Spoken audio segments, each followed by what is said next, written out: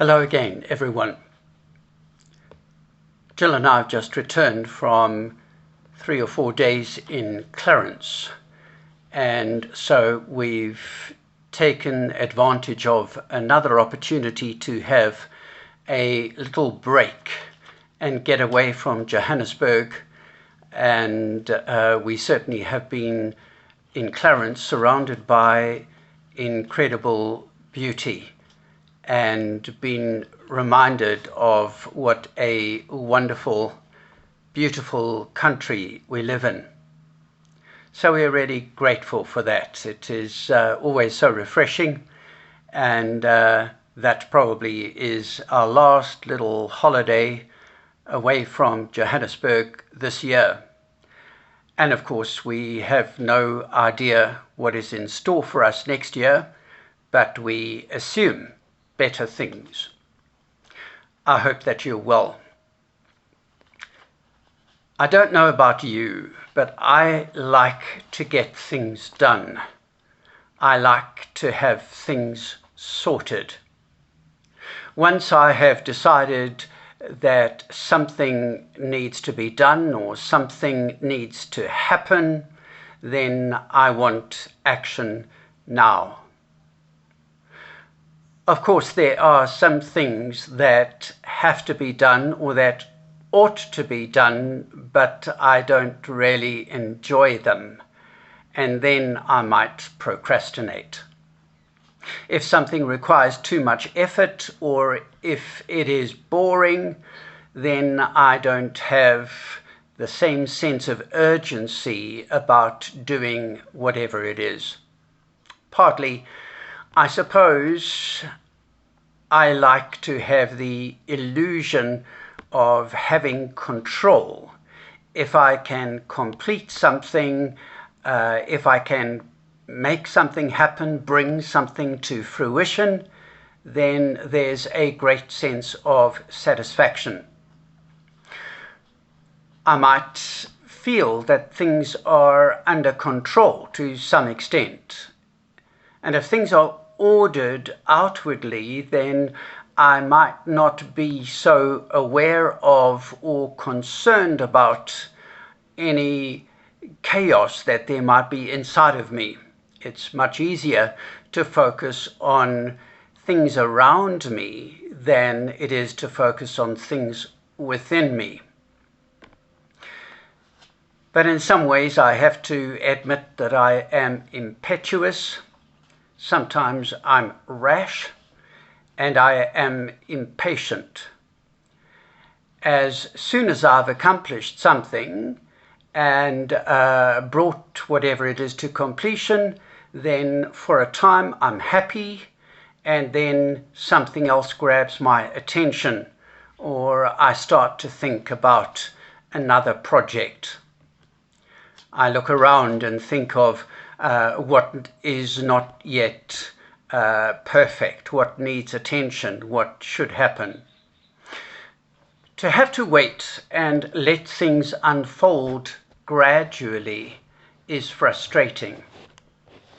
One of the difficult things to cope with this year, I'm sure that you will all agree, with the pandemic, is not being able to plan much. And even now, as we look ahead to Christmas, which is not quite a month away, it's difficult to do too much planning. And certainly when we think about next year, we can't assume that we'll be able to jet off anywhere we like, even if we have the money to do that. And of course, there's a great deal of excitement and anticipation in planning things, and that sometimes is half the fun. And to be unable to plan exciting things makes life more dreary. David, the king and the author of a lot of our Psalms, also seemed to be anxious that things should happen fast. On Thursday morning, I read Psalm 141, and a verse of that psalm reads, I call upon you, O Lord, come quickly to me. Listen to me when I call to you.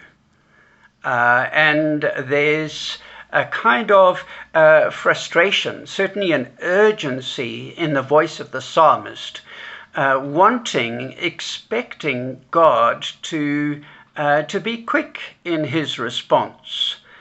So often, though, that is not how God works. It seems that most of the time, God's answer, if he answers at all, is wait. He doesn't have my sense of urgency about things that I consider really important, and that's frustrating. But perhaps there's some value in learning how to wait. And when things don't happen the way we want them to happen and as fast as we want them to happen, then we need to be humble enough to submit to the discipline, the hard discipline of waiting. Just staying where we are, delaying action until the time is right. Asking the question, what is God wanting to do in me? What is God wanting to say to me in this time of waiting? And it's possible that during this period when I'm forced to wait, my desires will actually change. And so I, in the end, won't desire the things that I desired now. And by being forced to wait means that when the time comes to act, I have a better idea of what action is good and necessary and appropriate.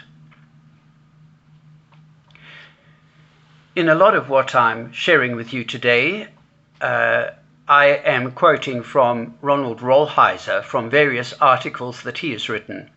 And he mentions that Henri Nouwen used to say that we spend 98% of our lives waiting. And on a superficial level, we wait for a lot of things during the course of every day. We wait at the checkout counter. We wait in airports for the time to board our plane. We wait for people to arrive. We wait for something to end. We wait for something to start. We wait for an appointment. We wait for a church service to begin. We wait for a sermon to end, finally.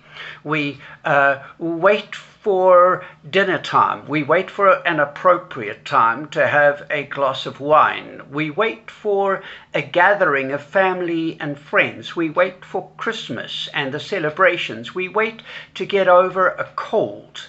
And we wait for a new season to start. And so on. For most of our lives, we are waiting for a different phase, particularly when we are younger and when we are not yet at school. Young children can't wait to get to big school or real school.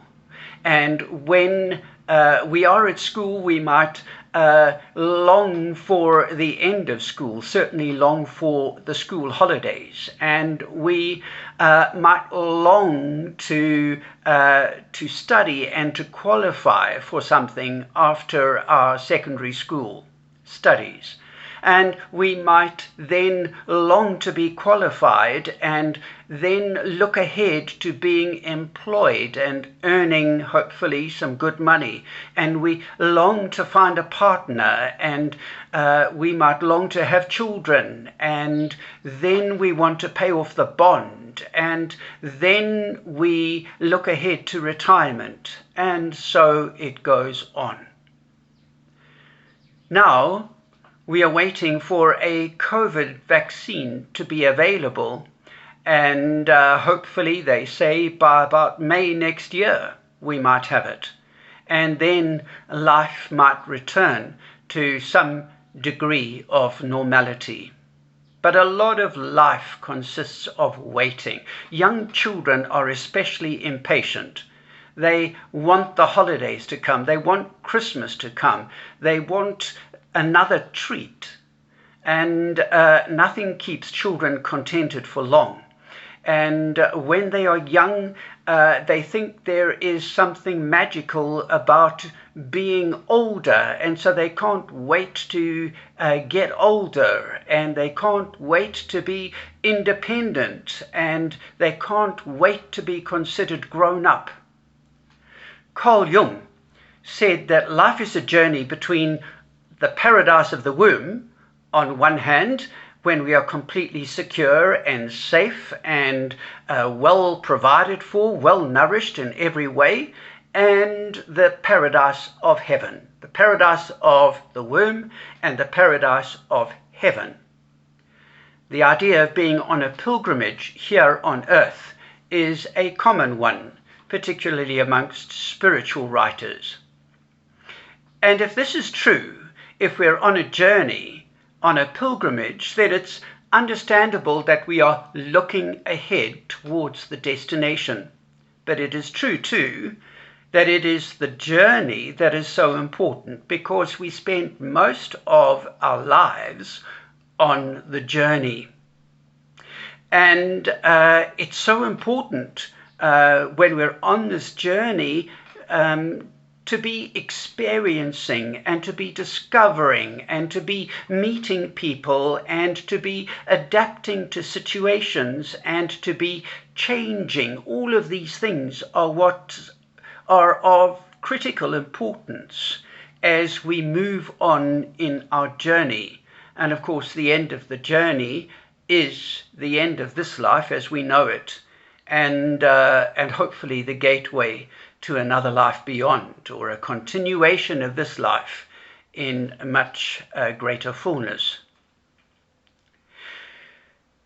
The paradise of heaven, which is the destination, must necessarily be vague, because we don't know what it will be like.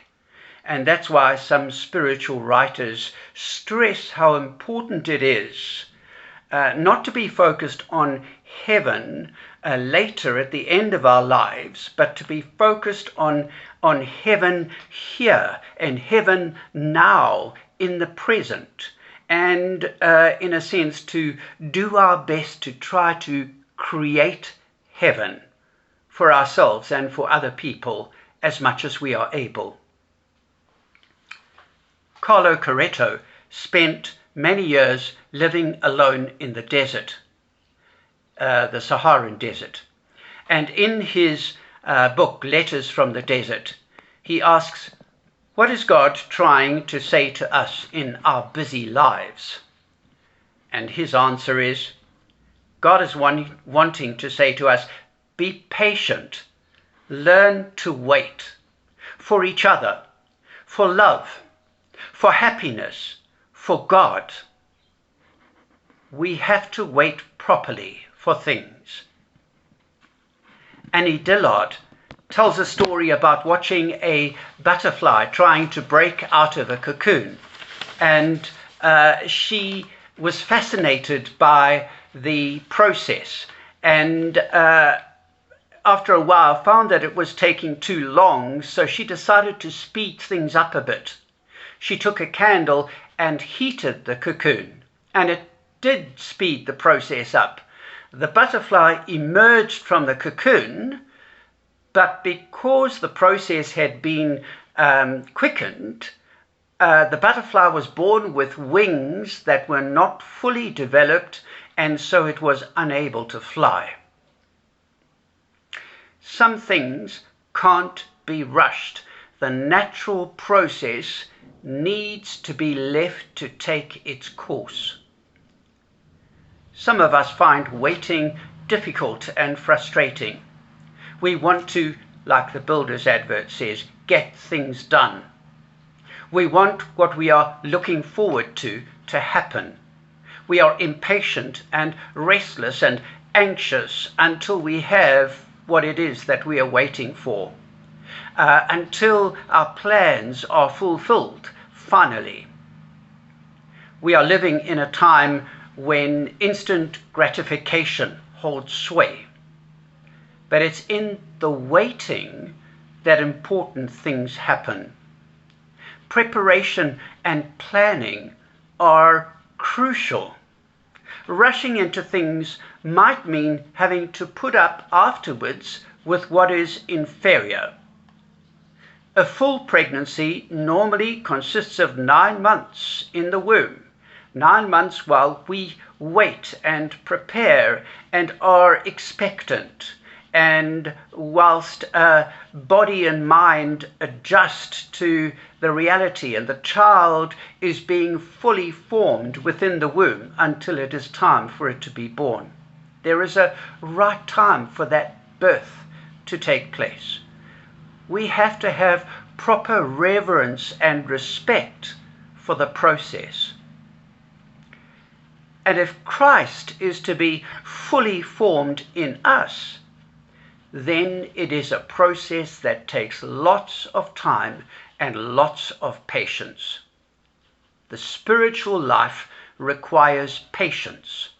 We have to be prepared to wait. And often we struggle and we suffer in the waiting. Here we are on the first day of Advent. Advent, a season which speaks of desire and of waiting. We are desperate for Christ to come, and we want him to ease our burdens and to slake our thirst and to calm our restlessness and to fill our emptiness and to give us peace and rest and to bring about justice on earth. Inwardly, subconsciously perhaps, we long for union with God, union with other people and all in existence. There is a sense that life should be more than what we're experiencing at the moment. We want to know and we want to be known. We want love that is real and pure and true. And we're on a quest to find that, to discover that love that is real and pure and true. We want to be affirmed. We long for what is beautiful. And we also want to be beautiful to others, not necessarily in a physical sense, but we want to be attractive, to have other people enjoying our presence and desiring our presence and our friendship and our love. We want to be the best version of ourselves. We long for complete union with another person. Many of us have that great joy, but we need to continue in the quest for greater and deeper union. We have a desire to belong, to give and receive warmth. We want to feel and know that we belong. Advent points us to the one who is coming, who will make all things right, who will order all things properly, who will put an end to conflict, who will establish peace and justice finally and fully. Advent is a time when we are reminded that nothing is complete now. In fact, all of life is a waiting for the consummation. The waiting is so important. We need to have proper focus. If we are obsessed with what is imperfect and what needs to be completed and what needs to be finished and fulfilled in our lives and around us, then we'll feel frustrated and restless. But if we calmly and quietly accept that all is process, that it is the journey that is really important, that it is what is happening in me and in you, in the universe, often secretly, that is important. if we realize that and accept that, we will find a peace, knowing that Christ is being fully formed in us, little by little, day by day. Romans 8, verses 22 to 24, says that the whole of creation groans as in the pains of childbirth, wanting to be liberated from its bondage to decay. We too groan inwardly, waiting for our final adoption as God's children, so Paul says. And so, in the waiting, there will be times of groaning too, as we realize again that perfection is not here, perfection is not now. We haven't broken through the cocoon yet, it's not time. Our wings are not fully developed yet, so we can't break free completely and fly. Waiting expectantly, hoping joyfully, groaning inwardly sometimes, letting things take their course. We need the gift of discernment so that we know when waiting is necessary and when to be poised for action, when to be still and calm, and when to initiate something. May we know God in the waiting. Amen, and a blessed Advent to you. God bless.